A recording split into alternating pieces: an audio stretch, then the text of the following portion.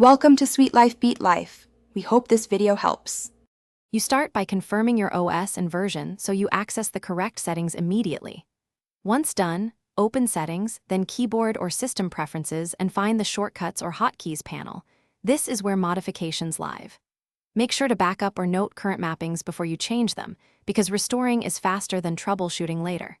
From here, locate the category you want to edit, App Shortcuts, System, or Accessibility, and prepare to assign new keys. You now pick the specific category, App, System, or Accessibility and choose the action to change. Click the action, then press the key combo you want. The interface should record it instantly. Be mindful of conflicts with global shortcuts and existing app mappings because conflicting keys won't behave predictably. Once assigned, test the new combo inside the target app right away to confirm it triggers the action. If it fails, remove modifiers or try an alternative combination. You finish by saving or applying your changes and restarting the app or OS if the new shortcut doesn't register immediately.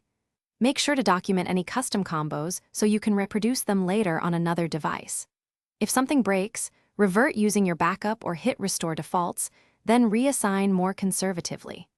One key troubleshooting tip: check for global shortcut conflicts, accessibility settings that override keys, and keyboard driver or software conflicts.